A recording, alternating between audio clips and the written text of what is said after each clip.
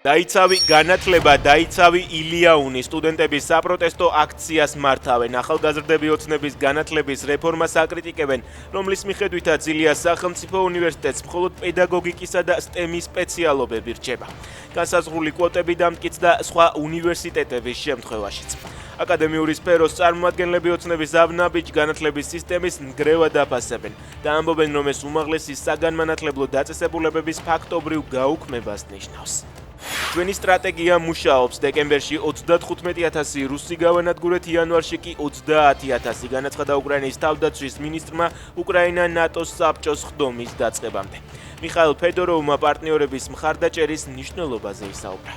უკრაინული დრონების თავდასხმის შემდეგ ვოლგოგრადის ნავთობგადამამუშავებელმა ქარხანამ მუშაობა შეწყვიტა, საწარმოში ხანძარი გაჩნდა. დაბობის შედეგად დაზიანდა აღჭურვილობის მნიშვნელოვანი ნაწილი და ნედლი ნავთობის დისტილაციის ბლოკი, რომელიც ქარხნის სიმძლავრის 40%-ს შეადგენს. ზელენსკიმ დისკვალიფიცირებული უკრაინელი მოციგავე თავისუფლების ორდენით დააჯილდოვა. გერსკევიჩი ზამთრის ოლიმპიური თამაშებიდან ომში დაღუპული სპორტსმენების გამოსახულებიანი ჩაფხუტის გამოყენების გამო მოხსნეს.